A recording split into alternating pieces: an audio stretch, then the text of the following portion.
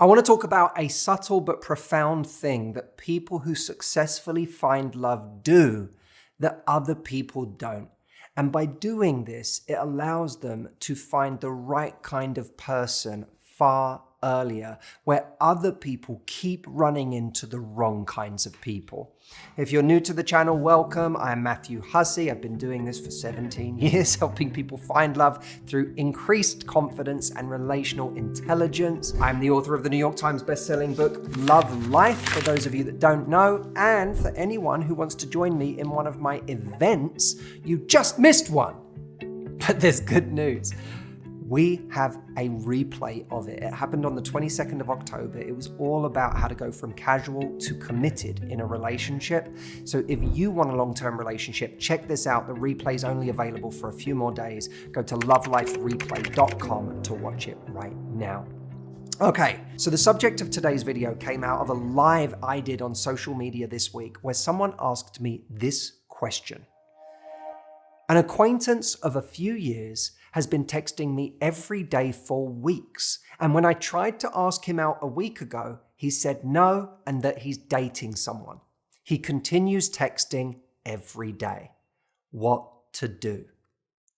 Have you ever been in a situation like this that you find confusing, where you're wondering what to do? Why is someone behaving like this? How can I get their attention? How do I get them to actually go out with me if it seems to be stalling in this way? Do you have a situation right now in your life that you're finding confusing and are trying to work out what to do next?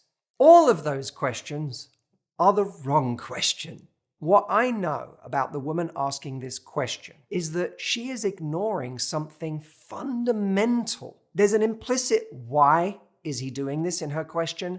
There's an implicit, what do I do now? What do I text him back? And there's also kind of an implicit, how do I get him to actually go on a date with me? But while her focus is clearly being monopolized by all of these things, there is something she is not focused on. And it's the most important thing there is when it comes to choosing a partner for our love life: his character. And his lack of character is being revealed in the way that he is dealing with her. This is a man that was texting her when he was dating someone clearly seriously enough to say no to a date. And then when she asked him on a date because she was reading his signals as him being interested, he said no, because I'm dating someone. And then even after being very clear that he's dating someone and therefore can't go out with her, he continues to text her every day. How does this make the character of a person who is good to date? It clearly doesn't make him good to date for the person he's dating, a person who I can almost guarantee doesn't know that he is texting his acquaintance every day, despite the fact that that acquaintance clearly asked him out and has romantic feelings for him. If she was connected to the ways that his character wasn't living up to the character of the person she'd want to share her life with, she wouldn't be asking me a question about this man in the first place. But she is by no means on her own in asking this kind of question. In fact, it's incredibly common for me to field questions like this. Why is that? It's because for so many of us, we are not taking culture seriously. What do I mean by culture?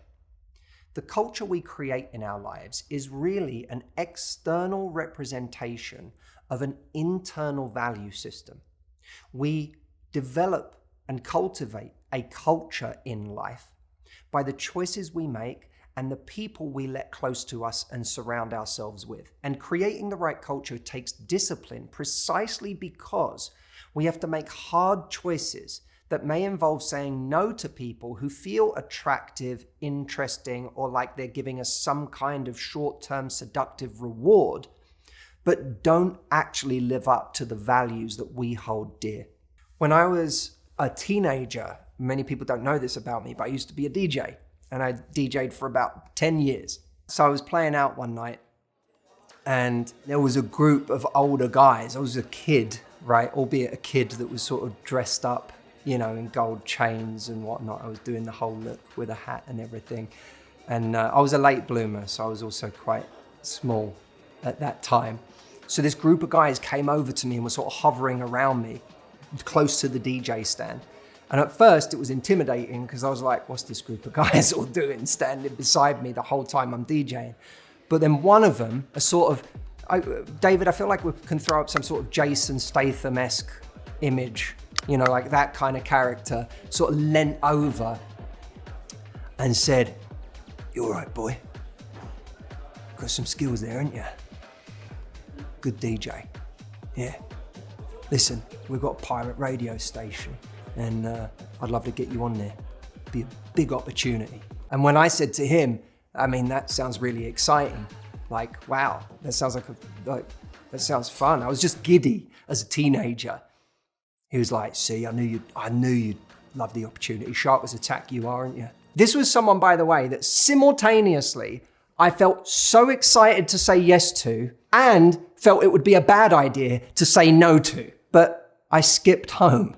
I remember going back and talking to my dad about it and going, this group of guys came over to me. They've invited me to go and have my own slot on this pirate radio station. It's a really big deal. I knew the station. I was already a fan of the station.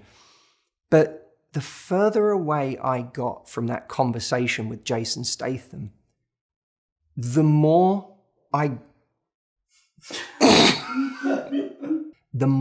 came to realize that this wasn't a crowd that I necessarily wanted to be around. That there was something about the value system of this group of people that my intuition picked up on that wouldn't be good for me. James Hollis has a question I was turned on to by Oliver Burkeman, who wrote the new book, Meditation for Mortals. Great episode with him coming out on the podcast, by the way. He has a question that goes like this: will this opportunity diminish or enlarge me? And obviously as a teenager, I wasn't asking myself that specific question, but on a visceral, intuitive level, I had this sense of this isn't going to be good for me. This isn't going to bring me into contact with the kinds of people that will enlarge me, that this has the potential to diminish me or even immerse me in a culture that I don't want to exist in.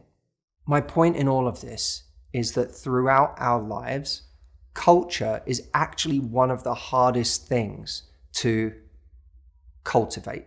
It takes real effort, it takes real energy, and it often requires us to say no to things that our ego wants to grab. The way I see culture is that if we keep feeding the right culture, if we keep paying attention to that intuition, if we keep paying attention to people's character, to people whose values reflect our highest values and people who don't seem to have those values, and we make decisions on that basis, our life will get better and better over time.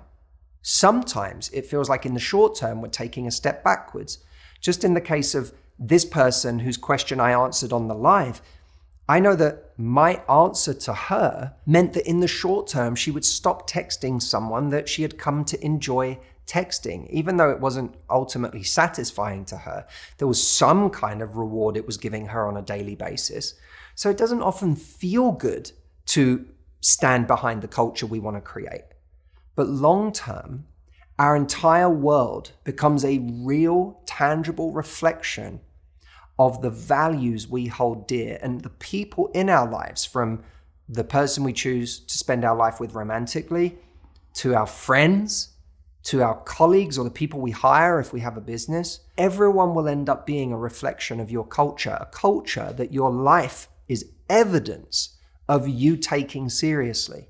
Have you ever had a friend or someone you know who has introduced you to different people, and every new person they introduce you to makes you realize more and more that this person just surrounds themselves with amazing people, kind people, interesting people, lovely, compassionate, warm people? Have you ever felt that? I know I have. What you know is that that person takes the culture of their life seriously. And then from the outside, you end up going, man, how is it everyone you know is so lovely? It's because they've cultivated that over time. The people in life who not only find love, but find it with people who make them happy in relationships that last, take culture seriously. They are disciplined and willing to be ruthless and do the hard things when it comes to saying no to people who may feel sexy and exciting or rewarding in the short term, in favor of waiting for someone or proactively searching for someone who actually represents the values they care about. And that doesn't just take effort and discipline, it takes guts. It takes guts to say no to the opportunity that is in front of you, resting only on some kind of faith that at some point, someone better, someone with more character, someone more in line with the way you are will come along. But I believe that if we can create space in our lives, that faith gets rewarded. But the right person can never come in if we never create that space. Love needs space. To this day, one of the greatest compliments I ever received about my relationship, my marriage to Audrey, is that along the way, the people that knew me the best and the people that cared about me the most, when they met Audrey, said, it makes sense. It makes so much sense why you chose Audrey and why you two are together. Even to the extent, by the way, that the people that know me best in my audience, one of the loveliest things is how many of you listened to Audrey on the podcast and then emailed us and said, oh my God, I mean, it just makes complete sense. That's because me and Audrey have the same culture. And sometimes you have to wait a little longer to find that person who fits with your culture. And you have to say no a little more. And when nothing's happening in your love life in the short term, that can feel like a thankless task. It can feel like a thankless thing to have to do, to keep saying no when it doesn't feel like there are any other opportunities around. That's what makes it brave. But the rewards for being brave are profound.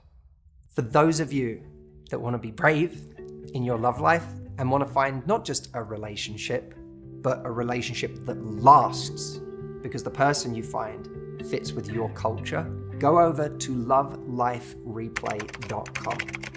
Because the entire session that I did on October the 22nd live with thousands of people was really at its deepest level about finding someone whose character fits with the culture of your character, your life. And when you find someone like that, those are the relationships that go the distance. So come join me if you're sick and tired of coming up against the wrong culture in dating and the wrong people, but you want to find the right one and know how to bring an energy that creates more commitment. Come join us. I look forward to seeing you there. And thank you, as always, for watching this video. I look forward to reading your comments.